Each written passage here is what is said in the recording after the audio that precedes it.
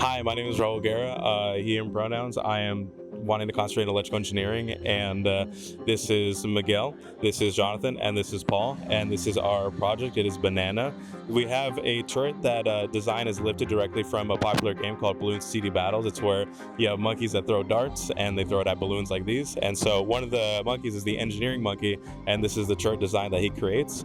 And in essence, what we try to do is we try to implement Raspberry Pi and Arduinos in order to not only track the balloon as it moves up and down, but also we have a trigger system right here. And so we utilize an ultrasonic sensor as well as neopixels, so that whenever your hand gets close enough to the ultrasonic sensor, once it reaches a certain distance threshold, then the neopixel will light up, and then the laser that would have been connected on the spreadboard would be taped onto the this turret, and then it would fire.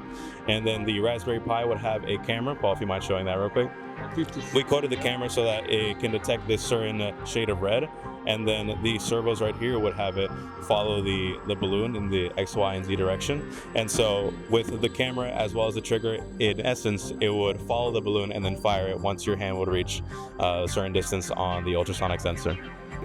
You can use this for military technology. I mean, it's very popular, turret-based systems. But I mean, we're just a bunch of guys who had fun with this one mobile game, and then we decided to live from that experience, that childlike glee of playing Bloons TD Battles, and then just bringing it to here in the real world.